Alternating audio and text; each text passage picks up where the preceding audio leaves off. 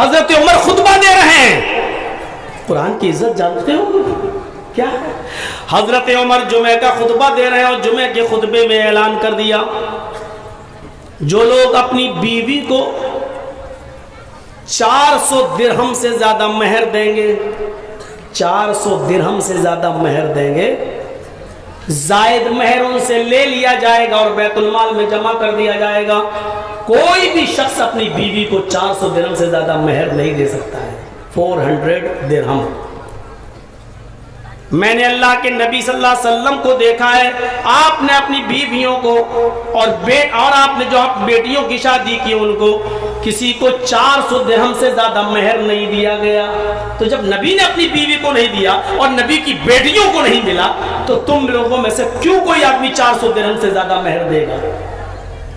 400 سے جتنا زیادہ دو گے اوپر تو اوپر والا مہر چھین کر اس عورت سے میں بیت المال میں جمع کر دوں گا. مہر سمجھتی ہو نا جس کو آپ لوگ مہر بولتی ہو، وہ مہر نہیں ہوتا ہے، مہر ہوتا ہے. مہر. حضرت عمر فاروق نے اعلان کر دیا 400 سے زیادہ جو دے گا وہ چھین لیں گے اور بیت المال میں جمع کر دیں گے. جمعہ کا خطبہ ختم، اب نماز پڑھانا شروع کیا.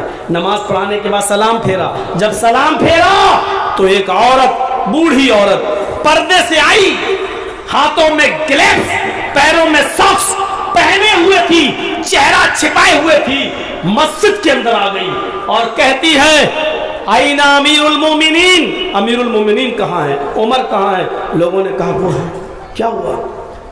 کہا امیر المومنین آپ نے ابھی جو خطبہ دیا ہے مجھے اختلاف ہے، میں اس خطبے کا کھنڈن کرتی ہوں. ایک عورت کہہ رہی ہے، معمولی عورت کا کیا؟ آئے عمر امیر المومنین ابھی آپ نے کہا 400 درہم سے زیادہ جو اپنی بیوی کو مہر دے گا اس عورت سے وہ زیادہ مہر والا معاملہ چھین کر بیت المال میں جمع کر دیا جائے گا. مثلا کسی نے 600 دے دیا تو 400 بیوی کے پاس رہے گا، 200 چھین کر بیت المال میں جمع کر دیں گے. ابھی آپ نے یہی کہا نا؟ کہا جی. کیا دلیل ہے؟ کہا میں نے بتایا کہ اللہ کے نبی نے اپنی بیویوں کو 400 سے زیادہ نہیں دیا اور نبی کی کسی بیٹی کو بھی 400 سے زیادہ نہیں ملا، اور نبی کے زمانے میں جتنے بھی نکاح ہوئے کسی کو بھی 400 سے زیادہ مہر میں درہم میں مہر نہیں دیا گیا. وہ عورت کہتی ہے امیر المومنین نہیں دیا گیا یہ ایک الگ مسئلہ ہے، کسی نے نہیں دیا یہ ان کی مرضی، لیکن مسئلہ یہ ہے کہ اگر کوئی زیادہ دے دے تو آپ لینے والے کون ہوتے ہیں؟ ذرا مجھے اس کی دلیل دو.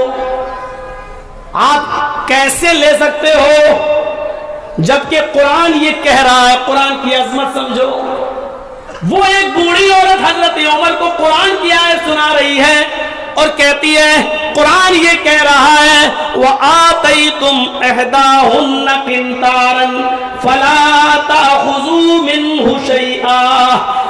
اگر کسی عورت کا پتی، کسی کا ہسبینڈ اپنی بیوی کو ڈھیر سارا مال دے دے، بہت سارا مال دے دے، خزانوں کا خزانہ دے دے، انبار لگا دے، ڈھیر لگا دے، بہت زیادہ مال بھی دے دے، فَلَا تَأْخُذُوا مِنْهُ شَيْئًا تو تم اس میں سے کچھ بھی نہیں لے سکتے ہو. قرآن تو یہ کہہ رہا ہے کہ کوئی پتی اپنی پتنی کو چاہے کتنا مال دے دے وہ اس کی پتنی کا ہی مانا جائے گا، اس میں سے کوئی بھی کچھ نہیں لے سکتا ہے. قرآن تو کہہ رہا فَلَا تَأْخُذُوا مِنْهُ شَيْئًا تم میں سے کوئی بھی اس کو نہیں لے سکتا ہے. اے عمر تم کیسے لے سکتے ہو؟ آؤ ذرا چھیننے کے لیے ہم بھی تو دیکھیں، قرآن نے تو منع کیا ہے. حضرت عمر لوگوں سے پوچھتے ہیں یہ عورت جو بول رہی ہے کیا یہ آیت قرآن میں ہے؟ حضرت عمر نے اس عورت کو ڈانٹا نہیں. اچھا تیری ہمت تو امیر المومنین سے ٹکرانے کی نہیں. کیا یہ عورت جو بول رہی ہے بوڑھی عورت کیا یہ قرآن میں ہے؟ کہا ہاں ہے. قرآن میں ہے؟ کہا ہاں ہے. اللہ میری نظر سے یہ قرآن کی آیت نہیں گزری. गुजरी है, लेकिन मैं सही से समझ नहीं पाया। असल मसला तो यही है, समझने का। कुरान पढ़ते से ज़्यादा समझना चाहिए, और वही मेरी तकरीर है। अच्छा, ये आयत कुरान में हजरत उमर कहते हैं मुझे ऐसा लगा जैसे आज ही उतरी हुई है कुरान की आयत। दोबारा मिंबर के ऊपर खड़े होते हैं और फिर कहते हैं लोगों, असाबत इमरातुन व अख्ता रजुलन, इस औरत ने सच्ची बात की है और उमर से गलती हो गई। अख्ता रजुलन, एक आदमी ने खता कर दी, गलती कर दी। इस औरत ने कुरान की जो आयत सुनाई है, उस आयत को सुनाने के बाद अब किसी से कोई हक नहीं है मैं छीनूं। आप कितना भी अपनी बीवियों को मेहर दे दो, अब मुझे कोई एतराज नहीं है, मैं लेने वाला कौन होता हूँ। जब कुरान ने मना कर दिया कि तुम उसमें से कुछ भी नहीं ले सकते, तो मैं कैसे ले सकता हूँ। एक औरत ने सही बात कही है और एक मर्द ने नहीं, मैंने गलती की है। कुरान वो चीज है कि उमर जैसी हस्ती को भी झुकना पड़ता है। मेरे भाइयों, हम और आप झुकने के लिए तैयार नहीं है कुरान की आयतों पर, कुरान के मामलात पर। और जो कुरान की आयतें सुनने के बाद भी कर नहीं, हम जो कर रहे हैं वही सही है, समझ लो कि वो अपने आप को नबी के मुकाबले पे लाके खड़ा कर रहा है। समझ लो कि वो अल्लाह के मुकाबले में अपने आप को लाकर खड़ा कर रहा है। वो आदमी दीन का दुश्मन है। इसलिए कभी भी शरीयत से जंग मत कीजिएगा, कभी भी शरीयत से जंग मत कीजिएगा। आपको याद होगा ग़ज़वा उहद में 70 सहाबा शहीद कर दिए गए। कितने सहाबा? 70। जब जंग खत्म होती है, अल्लाह के नबी सल्लल्लाहु अलैहि वसल्लम उनको दफनाते हैं। 70 को दफनाना है ना, 70 सहाबा को। अब 70 कब्रें खोदने में बड़ी दिक्कत हो रही है। एक एक कब्र में 3-3, 4-4 लोगों को रखना पड़ रहा है। एक एक कब्र में 4-4, 3-3 लोगों को उतारना पड़ रहा है। अब 70 लोगों को दफनाना है। अब ये नहीं कि उठाओ, लाओ इनको, लाओ, चलो, बिल्कुल ऐसे नहीं लाया गया। कैसे दफनाया गया? कुरान की आज़मत को समझो। अल्लाह के नबी उन 70 लाशों के पास, जो सहाबा शहीद हो गए, उनके पास खड़े हैं और सहाबा से पूछते हैं, इन 70 लोगों में सबसे ज्यादा कुरान किसको याद था? सबसे ज्यादा कुरान का आलिम कौन था? सबसे ज्यादा कुरान पर अमल करने वाला कौन था? इशारा होता कि फला इसने कुरान सबसे ज्यादा पढ़ता था, सबसे ज्यादा उसकी तिलावत करता था, उस पर अमल करता था। आप कहते थे उठाओ उसको, सबसे पहले उसको उठाया जाता, फिर कब्र में उतारा जाता। फिर आप कहते इसके बाद कुरान किसको सबसे ज्यादा याद था?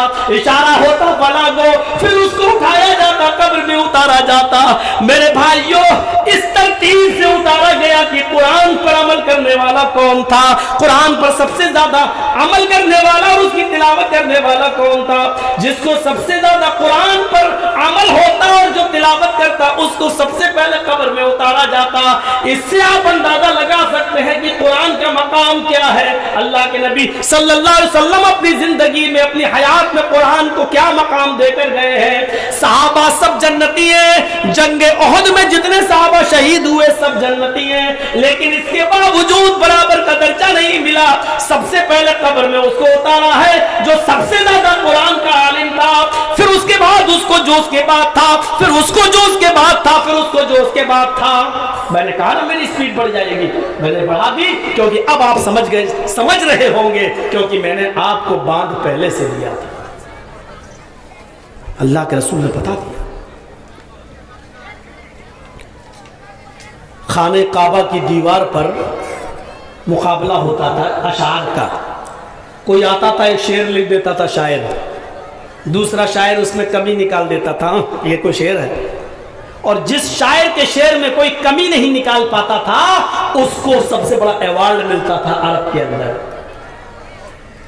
एक बार हस्सान इब्न साबित भी घुस गए खाने काबा में, और घुसने के बाद वहां ये 3 लाइनें लिखाए, किसी को पता नहीं ये कुरान है, ये 3 लाइनें लिखाए, इन्ना आतैना कल कौसर फसल्लि लिरब्बिका वनहर इन्ना शानिअका हुवल अब्तर। और नीचे लिख दिया हस्सान बिन साबित, यानी ऊपर के ये शेर हस्सान बिन साबित के हैं। اب عرب کے لوگ بڑے بڑے دیکھ رہے ہیں یہ کیسا شعر ہے یار. 2 لائن کا ایک شعر ہوتا ہے, اِنَّا أَعْطَيْنَاكَ الْكَوْثَرَ فَصَلِّ لِرَبِّكَ وَانْحَرْ, چلو ایک شعر ہو گیا. اِنَّ شَانِئَكَ هُوَ الْأَبْتَرُ, دوسری لائن کہاں گئی؟ ارے یار لائن پتہ نہیں کہاں گئی, لیکن یار مطلب تو پورا ہو گیا. کبھی نہیں نکل رہی. 1 دن ہو گیا, 2 دن ہو گیا, 3 دن ہو گیا, 4 دن ہو گیا, لیکن کوئی بھی شاعر اس میں کمی نہیں نکال پا رہا ہے. اعلان ہو گیا لوگوں, جب حسان بن ثابت کے اشعار میں کوئی کمی نہیں ہے تو اعلان کیا جا رہا ہے کل ان کو سب سے بڑا عرب کا ایوارڈ انہی کو دیا جائے گا. بڑا شاعر اٹھتا ہے, کہتا ہے کہ نہیں 1 دن 1 رات کی مہلت اور دے دو, چلو میں اس میں کمی نکالتا ہوں. حسان بن ثابت نے کہا ٹھیک ہے لے لو. 1 دن کا اور ٹائم لے لیا گیا. دن بھر سوچتا رہا. اس نے کہا رات میں سوچوں گا, دماغ میں لگا. رات میں بھی سوچا کمی نکالوں, لیکن جو بھی کمی نکالتا تھا اس میں خود پھنس جاتا تھا. کوئی کمی نہیں نکال پایا تو نیچے اپنی طرف سے ایک لائن لکھ دیا. صبح ہوا, خانے کعبہ کھلا, لوگوں کی بھیڑ لگی ہوئی ہے. کچھ پتا چلا بھائی, کچھ کمی نکلی؟ اس آدمی نے دروازہ کھول کے کہا کہ ہاں 1 لائن کی کمی تھی, وہ میں نے نیچے لکھ دی. 2 لائن کا ایک شعر ہوتا ہے, حسان بن ثابت کی 3 لائنیں تھی, یعنی 1 شعر تو پورا تھا اور 1 آدھا تھا. تو جو تیسری لائن بچ رہی تھی اس کے نیچے میں نے اپنی طرف سے 1 لائن بڑھا کر اس کمی کو پورا کر دیا. اچھا چلو دیکھیں کیا کمی تھی. لوگ اندر گھستے ہیں, کیا دیکھتے ہیں کہ اس نے 3 لائنوں کو ٹچ نہیں کیا. اِنَّا أَعْطَيْنَاكَ الْكَوْثَرَ فَصَلِّ لِرَبِّكَ وَانْحَرْ إِنَّ شَانِئَكَ هُوَ الْأَبْتَرُ. یہ 3 لائنیں تو لکھی ہوئی ہیں. لوگوں نے کہا تم نے کون سا شعر لکھ کر, کون سا لفظ لکھ کے پورا کیا ہے؟ جب دیکھا گیا تو شاعر نے اس میں اپنی بے بسی اور کمزوری کا اعتراف لکھ دیا, اور نیچے جو 4تھی لائن اس نے لکھی وہ یہ لائن تھی, ما ھذا کلام البشر. اس کا یہ آخری لائن بھی رے پر ختم ہوئی. اِنَّا أَعْطَيْنَاكَ الْكَوْثَرَ, رے آ رہا ہے نا, فَصَلِّ لِرَبِّكَ وَانْحَرْ, رے آ رہا ہے نا, اِنَّ شَانِئَكَ هُوَ الْأَبْتَرُ, رے آ رہا ہے نا. تو اس نے 4تھی لائن جو لکھی وہ نیچے کیا لکھ دی, ما ھذا کلام البشر. یہ اوپر کی جو 3 لائنیں حسان ابن ثابت نے لکھی ہیں اور کہا یہ میرا شعر ہے, جھوٹ بول رہے ہیں حسان بن ثابت. میرا اعتراف ہے یہ اوپر کی 3 لائنیں کسی انسان کا کلام ہو ہی نہیں سکتا. ما ھذا کلام البشر. چاچا کہاں جا رہے ہیں؟ شاپر میں. ہم تو سمجھے چاچی پاس جا رہے ہیں, وہ تو سو گئی ہوگی اس عمر میں بیچارے. بتائیے ما ھذا کلام البشر. 4تھی لائن لکھ کر اعتراف کیا ہے کہ یہ اوپر والی لائن کسی انسان کا کلام ہو ہی نہیں سکتا. حسان بن ثابت کو ایوارڈ کیوں دیا جائے جب یہ ان کا کلام ہی نہیں ہے؟ اوپر والی آیت, یہ جو لائنیں ہیں کسی انسان کا کلام ہو ہی نہیں سکتا. حضرت حسان ابن ثابت ہنستے ہوئے اٹھتے ہیں اور کہتے ہیں صدقتا, تم نے بالکل سچ فرمایا, اوپر والی 3 لائنیں ہم نے نہیں لکھی ہیں, لیکن تمہیں سمجھانے کے لیے میرے پاس اور کوئی طریقہ ہی نہیں تھا. اگر میں یہ کہتا کہ یہ اللہ کی طرف سے اترا تو تم یہ کہتے اس کو محمد اور ان کے ساتھیوں نے بنا ڈالا ہے, تو تم یہ کہتے. اب تم نے خود ہی اعتراف کر لیا ما ھذا کلام البشر, تو ہاں یہ صحیح ہے, یہ ہم نے نہیں بنایا اور یہ کسی انسان کا کلام ہو ہی نہیں سکتا. تنزیل من رب العالمین, یہ اوپر کی 3 آیتیں اللہ رب العالمین کی طرف سے نازل کی گئی ہیں. میرے بھائیو, یہ قرآن کا اعجاز ہے, یہ قرآن کا مقام و مرتبہ ہے. میں بہت آگے کی طرف چلا گیا, تھوڑا سا ادھر بھی آ جائیے. دوسری چیز نہیں تو ایک ہی چیز پہ پوری بات ختم ہو جائے گی. اِنَّا أَعْطَيْنَاكَ الْكَوْثَرَ, اے نبی ہم نے آپ کو خیر اتلو ما اوحی الیک من الکتاب, اس کتاب کی تلاوت کیجیے جو ہم نے آپ کی طرف اتاری ہے. تلاوت پڑھنا نہیں آیا, پڑھنا تو 1 دن میں بھی ہو جاتا ہے.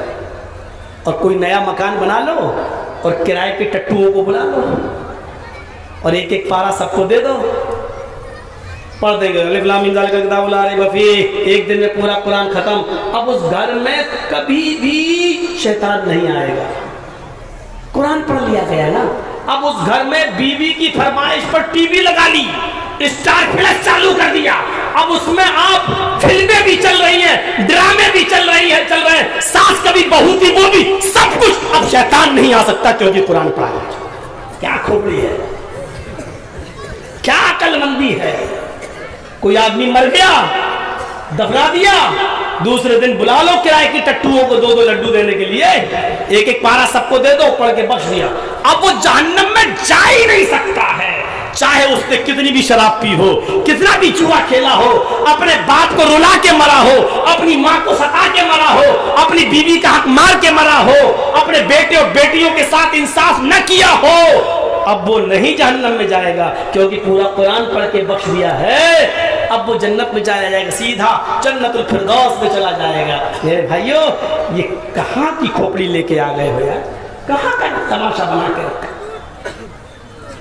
دوسری چیز وَأَقِمِ الصَّلَاةَ, نماز قائم کرو, پڑھو نہیں, نماز قائم کرو. اوہو, قیام, نماز کا قائم کرنا کیا ہے؟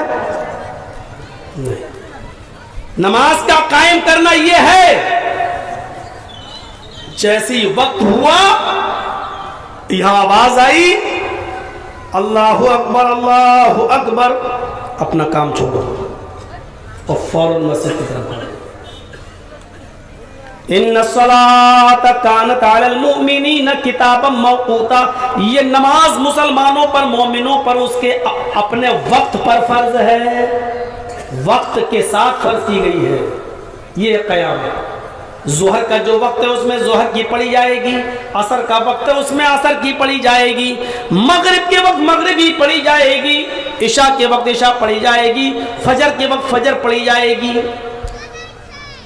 آپ فجر کی نماز ابھی رات کے 12 بج رہے نہیں پڑھ سکتے ہو, سفر میں اگر آپ جا رہے ہیں یا مسافر ہیں کسی جگہ پر رکے ہوئے ہیں تو آپ کو اتنی سہولت ہے کہ 2 نمازوں کو ایک ساتھ آپ پڑھ سکتے ہیں, لیکن اپنی مرضی سے نہیں. وہ 2 نمازیں ظہر عصر کو ایک ساتھ پڑھ سکتے ہو یا مغرب اور عشاء دونوں کو ایک ساتھ پڑھ سکتے ہو. ظہر میں عصر پڑھ لو, مغرب میں عشاء پڑھ لو, یا ظہر چھوڑ دو, عصر کے ٹائم میں ظہر عصر دونوں پڑھ لو, مغرب چھوڑ دو, عشاء کے ٹائم میں مغرب عشاء دونوں پڑھ لو. بہتر یہ ہے کہ ظہر کو تھوڑا لیٹ کر دو اور عصر کو تھوڑا پہلے کر لو اور دونوں کو ایک ساتھ پڑھ لو. یہ صرف سفر کے لیے اجازت ہے, یا بارش ہو رہی ہو بہت زیادہ اور آپ کا گھر سے نکلنا مشکل ہے تو ایسی صورت میں بھی آپ جمع بین الصلاتین کر سکتے ہیں. ظہر اور عصر ایک ساتھ پڑھ سکتے ہیں, مغرب اور عشاء ایک ساتھ پڑھ سکتے ہیں. اس مجبوری میں بھی عشاء اور فجر ایک ساتھ نہیں پڑھ سکتے ہیں, فجر اور ظہر ایک ساتھ نہیں پڑھ سکتے ہیں. اجازت صرف ظہر اور عصر کی ہے, مغرب اور عشاء کی ہے.